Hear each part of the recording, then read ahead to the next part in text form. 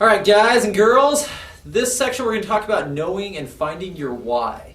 When you go out there this summer, this off-season, wherever you're going out, knocking doors it's not the easiest job in the world. I guess physically it's not that hard. You're walking around carrying a notebook. But mentally it actually is really challenging. It's really difficult. That's why you can make so much money doing it in such a short amount of time. I mean, if it was easy, everybody would be doing door-to-door sales and making tons of money at it. So one tip or one thing that I found in 10 years of doing this is the reps that really know the reason for being out there. I call it your why. But your reason for doing this, if you hone in and deep down you have a strong conviction of what you're going to do with that money you earn, I promise, will be so much more successful than if you're just going through the motions of doing it.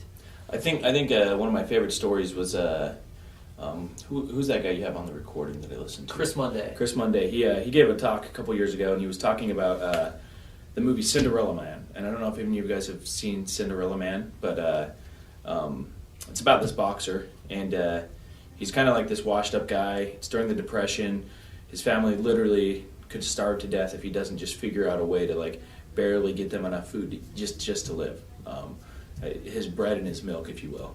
And anyway, so he has this experience where he gets better. He gets a championship bout, I believe. He ends up getting into the bout, and he's just supposed to get destroyed by this guy. It's not even supposed to be a fight.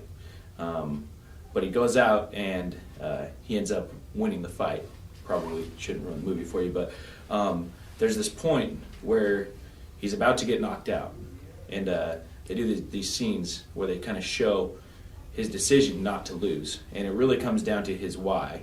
And his why was, if he didn't do it, his family would starve, and so he knew that there was no other choice but to win the fight. Yeah, and in the press conference right before that fight, a reporter asked him, you're going to get smoked, what makes you even think you can win this? And it really came down to his why, and his answer was milk. And the reporter was like, what? What do you mean milk? He's like, yeah, I'm doing this so my family doesn't starve to death, so I can get milk for my children.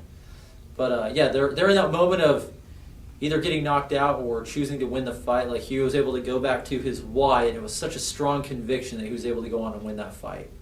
So, whatever it is for yourself, if you're saving up to buy a wedding ring, a new car, pay off school debt, just to save money, whatever it is, really hone in on that, and don't just have it be a secret why.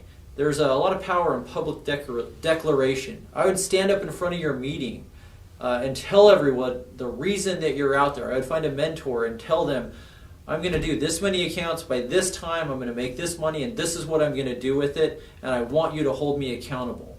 If you're doing that, if you really want to buy a car and you just think, I want to buy a car, it's not going to be as powerful as if you go research on the internet, find the exact car you want, you print it off, you put it on the mirror, and every single morning, when you're brushing your teeth, you see the exact thing. You see your why.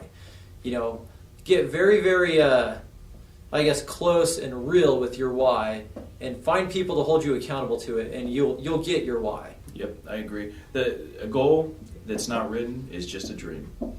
And the only way you're going to change that, the only way that something becomes real, is you write it down, you declare it to others, and then you have an accountability to yourself to make it true.